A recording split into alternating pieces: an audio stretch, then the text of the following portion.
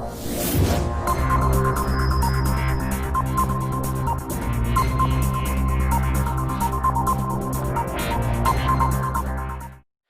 Friends, good morning. RPSG के channel पर आप सभी का स्वागत है।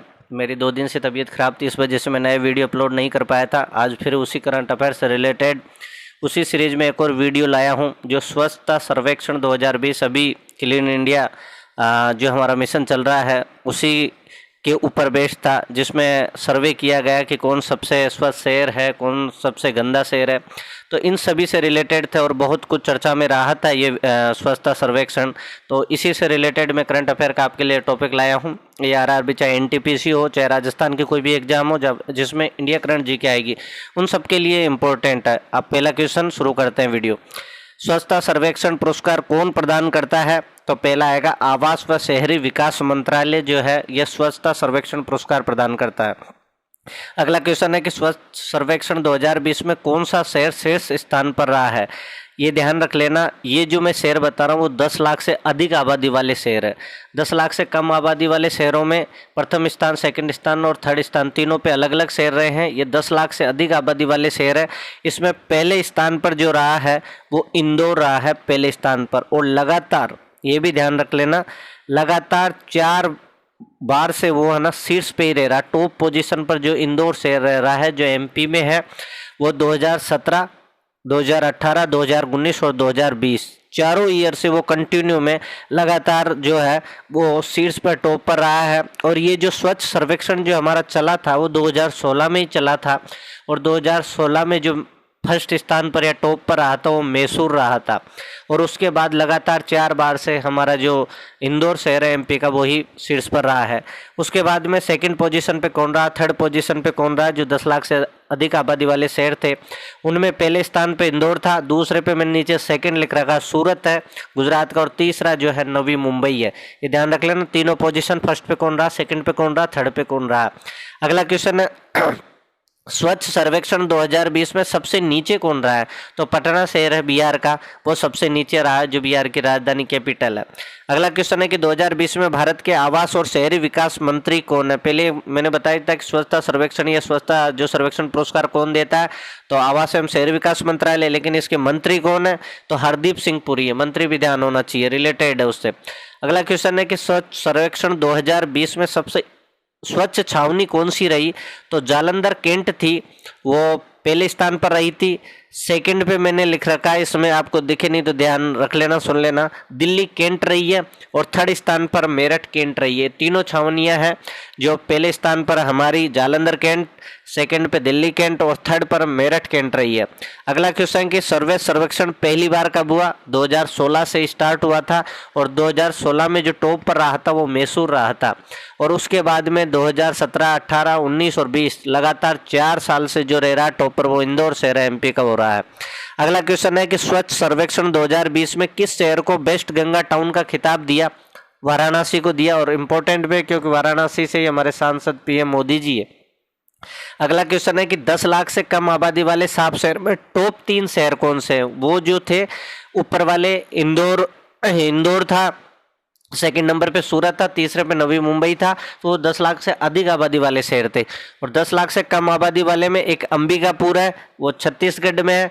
सेकंड नंबर पर मैसूर है, कर्नाटक में है, और नई दिल्ली है। तो ये ध्यान रख लेना, ये 10 लाख से कम आबादी वाले टॉप 3 है, और वो 10 लाख से ज़्यादा आबादी वाले टॉप 3 है। और इसमें 10 लाख से कम आबादी वाले में सबसे गंदा शहर गया, जो बिहार में ही है। अगला क्वेश्चन है कि स्वच्छ सर्वेक्षण 2020 में कितने शहरों और राज्यों को पुरस्कार प्रदान किया गया है? वो 129 है जिनको पुरस्कार प्रदान किया गया है। अगला क्वेश्चन है कि 100 से ज़्यादा शहरी स्थानीय निकाय वाले सबसे स्वच्छ राज्य कौन सा है? तो छत्तीसगढ़ है। और 100 से कम, मैंने डेश लगाया, मतलब शहरी स्थानीय निकाय वाले सबसे स्वच्छ राज्य जो रहा है वो झारखंड रहा है।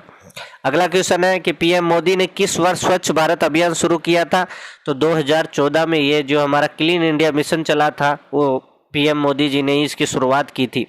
अगला क्वेश्चन है कि वर्तमान में स्वच्छ भारत अभियान के ब्रांड एम्बेसडर कौन है? तो अमिताभ बच्चन है। ये कई बार उसी से रिलेटेड है तो पूछे जाते हैं। अगला क्वेश्चन है कि 2 अक्टूबर 2020 को महात्मा गांधी की कौन सी जयंती आएगी? तो 151वीं जयंती आएगी। अगला क्वेश्चन देखिए, स्वच्छ सर्वेक्षण 2020 में कितने शहर पर सर्वे किया गया है? तो 4242 जो ये सिटीज़ थी इन पर इसका सर्वे किया गया, उसी के अकॉर्डिंग इनकी रैंक निर्धारित की गई है उन पूर्व पर सर्वे, जिसमें इंदौर पहले स्थान पर रहा, सूरत दूसरे स्थान पर, नवी मुंबई तीसरे स्थान पर। ये पूरा 28 दिन चला था और ये स्वच्छ सर्वेक्षण का कौन सा संस्करण था? 5वां संस्करण था। तो जो भी स्वच्छ सर्वेक्षण से रिलेटेड वीडियो थे चर्चित रहा था जब इसका सर्वे हुआ था, तो इस वजह से मैं इस टॉपिक को लाया हूं, क्योंकि कई बार पूछ ली जाती है कि स्वच्छता सर्वेक्षण 2020 में सबसे पहले स्थान पर कौन सा रहा, सेकंड पे कौन रहा, कौन इसको करवाता है, कौन पुरस्कार देता है, इसके मंत्री कौन है, कितने सिटीज़ पर ये सर्वे किया गया, तो अपन को पता होना चाहिए कि इसके मंत्री कौन है। तो इसी से रिलेटेड मैं ये आज वीडियो लाया था। बहुत शॉर्ट 15 से 20 क्वेश्चन के समथिंग इसमें अप्रोक्सीमेटली ही क्वेश्चन है, लेकिन वन लाइनर क्वेश्चन है, कई बार पूछ लिए जाते हैं ऐसे क्वेश्चन भी, तो इसलिए मैं छोटा टॉपिक लाया, लेकिन इंपॉर्टेंट है एग्जाम की दृष्टि से, इसलिए लाया। अब एमपी की बात हो रही है, एमपी की बात इसलिए हो गई क्योंकि एमपी इंदौर शहर जो एमपी में आता है, जो टॉप पर रह रहा लगातार 4 ईयर से, तो उसी के लेकर मैं एमपी से रिलेटेड भी कुछ फैक्ट लाया हूँ, साथ में याद भी हो जाएंगे और इससे रिलेटेड भी है। इसकी कैपिटल एमपी की भोपाल, आप जानते हो। लोकसभा सीटें 29 है, राज्यसभा सीटें इसकी 11 है और विधानसभा सीटें जो इसकी है 230 है। तो ये ध्यान रख लेना, कई बार सीटें रेलवे में विशेषकर पूछ ली जाती किसी भी स्टेट की कि यहाँ से लोकसभा की कितनी सीटें हैं, राज्यसभा की कितनी, विधानसभा की, और यहाँ पर उपचुनाव अभी हो भी रहे हैं, बाई इलेक्शन, तो इसलिए आपको जरूर ध्यान रखना चाहिए कि इसकी विधानसभा की सीटें कितनी है। एमपी के गवर्नर आनंदीबेन पटेल, आप चीफ मिनिस्टर तो एमपी के जानते हैं शिवराज सिंह पाटिल जी, मामा के नाम से फेमस है।